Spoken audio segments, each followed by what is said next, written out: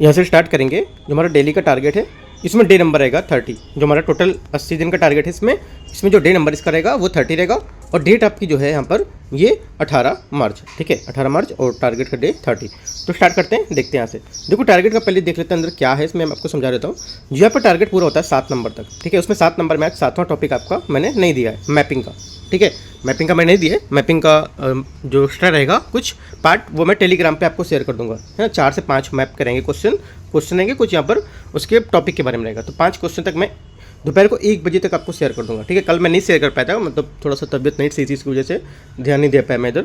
तो आज मैं आपको 1 बजे तक पूरा शेयर कर दूंगा वो, ठीक है। जो आपका 4 से 5 टॉपिक रहेगा मैपिंग का, बाकी 6 नंबर टॉपिक तक आपको यहाँ पर पूरे दिए हुए हैं, राइट। तो स्टार्ट करते हैं। देखो भारत का भूगोल में आपको क्या करना है। भारत का भूगोल में आपका जीवमंडल है जो वो आपको यहाँ से देखना है। जीवमंडल के अंतर्गत हमारा जो क्या क्या आता है, जैसे कि जैवमंडल आरक्षित क्षेत्र, जय नहीं होगा, जैवमंडल जो हमारा आरक्षित क्षेत्र होते हैं वो, राष्ट्रीय उद्यान एवं अन्य जो हमारे वन्य अभ्यारण्य है वो करने हैं, ठीक है। देखो ये जो टॉपिक हमारा राष्ट्रीय उद्यान एवं वन्य अभ्यारण्य जो है होगा, ये आपको जो हमारी एनवायरनमेंट के मैगजीन है, ठीक है, एनवायरनमेंट के PT 365 मैगजीन है, उस मैगजीन से कुछ यहाँ पे निकाल लेना है। जो वहाँ पर करंट में आए हैं वो आपको जरूर करने हैं। बाकी आप बुक से भी कर सकते हो, ठीक है। जो करंट में है वो तो प्राइवेट कर नहीं करने हैं, और कुछ यहाँ पर बुक से भी कर सकते हो आप, ठीक है। भारत के राष्ट्रीय उद्यान, ठीक है, भारत के राष्ट्रीय उद्यान आपको करने हैं। अगर आपको नहीं समझ में आ रहा है कौन से है और आपके पास लिस्ट है पूरी बुक यहाँ पे बुक से निकाल के, तो आप शेयर कर सकते हो मेरे को, मैं आपको टिक करके टेलीग्राम पे फिर से भेज दूंगा, ठीक है। बाघ परियोजना आपको पढ़नी है, बाघ परियोजना क्या होती है, ठीक है, यहाँ पे ये देखना है। उसके बाद भारत में बाघ रिजर्व की स्थिति क्या है, अभी हाल ही में क्या स्थिति बनी हुई है ये आपको देखना है, राइट। और राष्ट्रीय बाल संरक्षण प्राधिकरण, यहाँ पे बाल नहीं होगा, यहाँ पे बाघ संरक्षण होगा, ठीक है। राष्ट्रीय बाघ संरक्षण जो प्राधिकरण है ये, राइट, कुछ जो टाइप करने में मिसप्रिंट हो गया है, बाकी यहाँ पर होगा राष्ट्रीय बाघ संरक्षण प्राधिकरण, ठीक है, जो NTCA जिसको बोलते हैं। हाथी संरक्षण परियोजना, राइट, ये आपको याद रखना है, भी इंपॉर्टेंट है। भारत में हाथी रिजर्व कौन कौन से हैं ये आपको याद रखना है, कौन सा नया बना है, राइट, कौन सा करंट में भी चल रहा था न्यूज़ में, तो करंट को लेकर भी आपको यहाँ से कवर करना है। मगरमच्छ संरक्षण परियोजना क्या होती है, जो हमारे मगरमच्छ संरक्षण है जो परियोजना, ये क्या है वो आपको याद देखना है। उस परियोजना के बारे में कभी स्टार्ट की गई थी, है ना, क्या है ये। गिद्ध संरक्षण परियोजना क्या है ये भी आपको यहाँ से पढ़ना है ना। इसकी वजह से ही देखो जो हमारी एक दवा थी, है ना, वो बैन लगाई गई थी वो, राइट। तो आपको याद रखना है वो कौन सी दवा थी, देखना है। गिद्ध संरक्षण कार्य योजना 2020 से 2025 के बीच में स्टार्ट की गई थी कार्य योजना, अभी आपको कवर करना है क्योंकि 2025 चल रहा है, तो इस वजह से इंपॉर्टेंट हो जाएगा ये कार्य योजना जो स्टार्ट की गई थी 2020 में 25 तक के लिए, ठीक है। यहाँ पे है गिर जो सिंह परियोजना है वो, और उसके बाद दूसरी यहाँ पर हंगुल परियोजना, ये अलग है और ये अलग है हंगुल परियोजना, ठीक है। कस्तूरी मृग जो परियोजना है ये भी इंपॉर्टेंट है हमारी इस बार के लिए। कछुआ संरक्षण परियोजना हमारी है, ये भी आपको यहाँ से देखना। तो इतनी जो परियोजनाएं हैं ये सब आपको एक बार देख लेना है। अगर लिखी होंगी आपके पास नोट्स बना होगा तो उस नोट से ही करना है उसमें, ठीक है। जरूरी नहीं कि आप अलग अलग मटेरियल फॉलो करके रोज अलग टॉपिक से पढ़ो, राइट। तो अगर आपके पास नोट्स में इन सब में होगा, वैसे होना चाहिए क्योंकि हमारे सब स्टैटिक टॉपिक है, वहाँ से मिल जाना चाहिए आपको, ठीक है। आगे टॉपिक हमारे इकोनॉमिक का। इकोनॉमिक में पार्ट जो हमारा टॉपिक नंबर 2 है, इसमें हम क्या देखेंगे आज, आर्थिक वृद्धि दर क्या होती है, आर्थिक वृद्धि और विकास क्या होता है। कई बार क्वेश्चन पूछा है इस पर, ठीक है। गरीबी क्या है उसकी डेफिनेशन बताना है। असमानता क्या होती है, राजकोषीय नीति क्या होती है, मौद्रिक नीति क्या है, राइट, मॉनेटरी पॉलिसी जिसको बोलते हैं। और भारत में अर्थव्यवस्था की स्थिति कैसी है, अंतर्राष्ट्रीय व्यापार और वित्त कैसा होगा, आर्थिक सुधार क्या होगा, है ना। तो यहाँ पर देखो इसको लेके मैंने आपको इसी टॉपिक पर जो मेरी जो टॉपिक बताया ऊपर वाले, इसी को लेकर मैंने थोड़ी सी आपको अंदर डीप में बता दिया कि कौन कौन से पॉइंट यहाँ पे आपको पढ़ने हैं इसी टॉपिक को लेके, है ना। वो भी पॉइंट मैंने बता दिए कौन से, जैसे कि मैथमेटिसिटी में मैंने देखा कि आर्थिक जो हमारे वृद्धि और विकास है, इसमें आपको आर्थिक विकास की अवधारणा क्या होती है ये आपको पढ़ना है। मापन और कारक इसके कौन कौन से हो सकते हैं, आर्थिक भारत में आर्थिक विकास की परियोजना की नीतियाँ और योजना क्या हो सकती है, राइट। तो ये चीज़ आपको यहाँ से पढ़ना है। बेसिक नोट्स में आपको सब मिल जाएगा, है ना। आगे सस्टेनेबल डेवलपमेंट गोल, ये मैंने आपको बताया था कल सस्टेनेबल डेवलपमेंट के बारे में, तो ये आपको यहाँ से मैंने नहीं दिखाया, तो आपको पढ़ा ही दिया था मैंने, तो बता दिया था। गरीबी और असमानता क्या है ना, पॉवर्टी जो हमारी इनइक्वालिटी होती है ये क्या है, गरीबी के प्रकार क्या होते हैं और माप क्या होते हैं। इसमें हमारा 2 चीज़ आएंगी, गरीबी के जो असमानता के बारे में, गरीबी के प्रकार और उसकी माप क्या होगी यहाँ, राइट, वो बता रहे हैं। ये भी होगा इसमें भारत में गरीबी और असमानता की स्थिति क्या है अभी, है, ये सब आपको पॉइंट देखने। हो सकता है गूगल में भी 1-2 पॉइंट करोगे तो आपको अच्छा सा डेटा करंट का मिल जाएगा। गरीबी कम करने और असमानता को कम करने के लिए कुछ नीतियाँ अपनाई गई थी, वो नीतियों के बारे में देखना है कौन कौन सी नीति थी, ठीक है। आगे अगला टॉपिक है हमारा राजकोषीय नीति, उसी में ऊपर वाले से ही बता रहा हूँ, सब में जितने ऊपर टॉपिक थे सब उसी के टॉपिक हैं, अंदर सब टॉपिक मतलब जब इनके की पॉइंट निकालो वो है, ठीक है। राजकोषीय नीति जैसे कि है, तो राजकोषीय नीति में क्या था, राजकोषीय नीति के उपकरण क्या होंगे, प्रभाव क्या होते हैं, राजकोषीय घाटा क्या होता है और राजकोषीय उत्तरदायित्व के बजट पर क्या होंगे, है ना। तो ये आपको ये देखना है। अगला क्या है, जो हमारा बजट प्रबंधन अधिनियम है, ये ये नहीं होगा, शायद से इसी का है, मौद्रिक नीति। एक बार ऊपर देख लोगे तो आप पहले ऊपर टॉपिक जो मैंने बताया वो आप एक कॉपी में लिखोगे, उसके सामने आप ये जो मैं बता रहा हूँ उसके सामने थोड़ी सी स्पेस करके जगह ये भी टॉपिक आप सेम है वो उसी वो बात की उसकी बात जो अंदर की बात है वो बता रहा है, वो आप यहाँ पे नोट कर जाओगे। ठीक है, जो कहने का मतलब समझ रहे हो मैं क्या कह रहा हूँ। ठीक है, मौद्रिक नीति, मॉनेटरी पॉलिसी। मौद्रिक नीति के उपकरण क्या है, उसके प्रभाव क्या होंगे, रिजर्व बैंक जो है RBI की क्या यहाँ पर भूमिका होती है। ठीक है, भारत की अर्थव्यवस्था, इंडियन इकोनॉमी, उसमें से आपको क्या देखना है, कृषि, उद्योग और सेवा क्षेत्र, है ना। कृषि क्या होती है, उद्योग क्या होते हैं और सेवा क्षेत्र क्या होते हैं, ये अगर बोलोगे तो उसका PDF मैं आपको प्रोवाइड कर दूंगा। देखो जो भी आपको मटेरियल चाहिए होता है कि मुझे आपको नहीं मिल रहा है तो आप बोलोगे सर मेरे को जो भी टॉपिक है वो टॉपिक लिख के या फिर टॉपिक नंबर कौन सा है ये स्क्रीनशॉट करके मुझे आप टेलीग्राम करोगे तो मैं आपको टॉपिक प्रोवाइड कर दूंगा। ठीक है, ऐसे आप बोलोगे तीसरे का दूसरा करा दो तो तीसरे का दूसरा मुझे नहीं समझ आएगा ना कौन सा है। अब ऐसे कल किसी ने बोला मेरे से कि सर तीसरे का दूसरा टॉपिक था वो मुझे नहीं समझ आ रहा है कौन सा है, तो मैं तीसरे का दूसरा कहाँ पे ढूंढूं, कौन सा तीसरा क्या दूसरा। उसके बाद मैंने पूछा भी तो उसने रिप्लाई आया नहीं वापस से कि क्या पूछना था। तो अपनी चीज़ को क्लियर रखना है, ऐसे क्लियर रखना है कि अब जो मैं बता रहा हूँ सामने वाले को बिल्कुल क्लियर दिख जाए कि मैं जो बोल रहा हूँ, राइट। ऐसा आगे कृषि में सुधार और औद्योगिकरण और सेवा क्षेत्र में वृद्धि कैसे हुई है ना, ये सब आपके कृषि वाले से करना है। और भारतीय और स्वतंत्र बुनियादी ढांचों का क्या महत्व होगा, अंतर्राष्ट्रीय व्यापार और वित्त, ट्रेड, फाइनेंस ट्रेड यहाँ पर देखना क्या होंगे। ठीक है, अंतर्राष्ट्रीय व्यापार के सिद्धांत और संगठन क्या होंगे ये भी आपको देखना है। ठीक है, विश्व व्यापार संगठन WTO, उसके अन्य अंतर्राष्ट्रीय संगठन, वित्त संगठन कौन कौन से हैं। ठीक है, विदेशी निवेश और विनिमय दर क्या होती हैं, है ना, ये भी आपको देखना है। सब आपके स्टैटिक टॉपिक हैं पूरे, एक एक से पूरी स्टैटिक मैंने दी, कुछ करंट यहाँ पर नहीं है। ठीक है, तो आपको यहाँ से स्टैटिक जो इकोनॉमिक का नोट्स होगा वहाँ से आपको कवर करना है, राइट। नोट्स होगा या बुक से भी आप कवर कर सकते हो।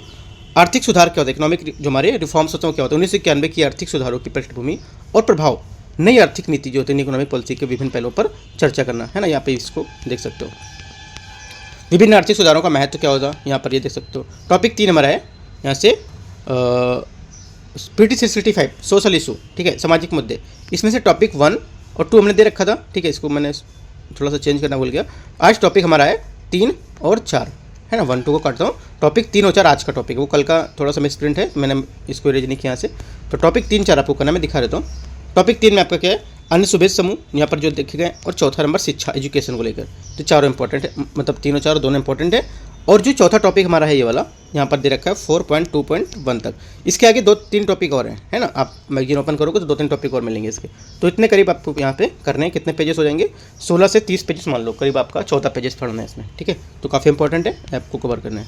टॉपिक 4 CSET में आपको प्रीवियस ईयर क्वेश्चन 2022 का 41 से 60 क्वेश्चन तक प्रैक्टिस करना है, प्लस उनके फॉर्मूले लिखने, कौन से फॉर्मूले इसमें यूज हो रहे हैं, है ना, क्या क्या टॉपिक जो हमारे ट्रिक कुछ यूज हो रही है तो वो भी लिख लेना है ना, कौन से क्वेश्चन के लिए क्या है यहाँ पर। तो अपना माइंड में बना के एक एक पूरा पिक्चर बना के आपको नोट्स पूरा बनना चलना है, क्योंकि जब एग्जाम होगा तो आपको ये कॉपी लेके जानी है ना। तो आपको वापस सब पूरा सा जितना यहाँ पे हमारे एक फॉर्मूले लिखे होंगे, है ना, यहाँ पे जो भी टेक्निक यूज होगी वो सब आपको यहाँ पर दी होगी। ठीक है, आगे देखते हैं।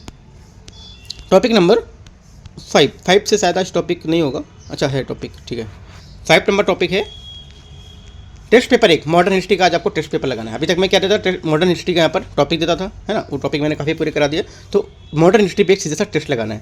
ये टेस्ट आज लगाओगे, उसके बाद कल मैं आपको फिर से टॉपिक दूंगा। ठीक है, तो मॉडर्न हिस्ट्री का टेस्ट पेपर लगाना है। यूट्यूब से कर सकते हो, वाईटी मतलब आप यूट्यूब चैनल पर आप जाओगे मेरे, तो वहाँ पे हैं कुछ पेपर, वहाँ पर आप लगा सकते हो 50 क्वेश्चन, या तो आप कोरियर से अपना जो विजन आइस का है या फिर दृष्टि जो भी लगवाना चाहते हो वो आप कोरियर से मंगा सकते हो। ठीक है, मतलब 50 क्वेश्चन आप यहाँ से करने, राइट। अगर आपको देखो कोरियर जैसे मंगाना है, चार्जेस जो कम मतलब रेट आप मार्केट सब पता कर लीजिए। अगर उस थोड़ा सा टफ मतलब ज़्यादा लगता है रेट वेट तो आप मेरे को कॉल कीजिएगा, तो जो उससे कम रहेगा उससे कम मैं आपको प्रोवाइड करवा दूँगा। ठीक है, सीधे से आप जो शॉप वाले रहेगा उसका नंबर आपको मैं प्रोवाइड कर दूँगा, आप यहाँ से कॉन्टैक्ट कर लेना उससे। ठीक है, बाकी मेरा नाम बोलोगे आप तो वो कुछ रेट यहाँ से जो रहता है उनके हिसाब से कम कर देगा वो। ठीक है, बाकी मैं इसमें नहीं कुछ बोलूँ कि मुझे भी कुछ पैसे बीच में मिलेगा, ऐसा कुछ नहीं, बस मैं बोल रहा हूँ कि लोगों का हेल्प हो जाएगा। आप जैसे कि 700-800 दे रहे हो तो आपको 150 रुपये कम हो जाएगा। ठीक है, तो ये है, बाकी मुझे इससे कोई मतलब नहीं, लोग का हेल्प हो जाए बस उतना है। टॉपिक 6 है करंट अफेयर्स का। ठीक है, इसको देख लेते हैं, ये काफ़ी इंपॉर्टेंट अच्छी करंट अफेयर्स है हमारी।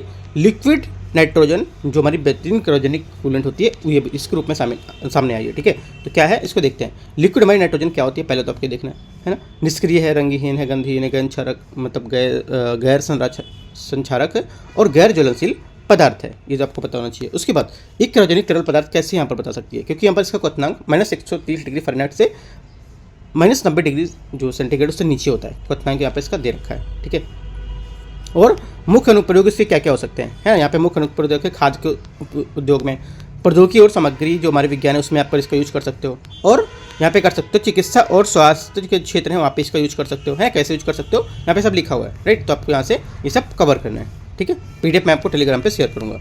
टॉपिक नंबर 2 में यहाँ पर दे रखा है, कुछ न्यूज़ में था, देखो यहाँ पे देखते हैं इसको।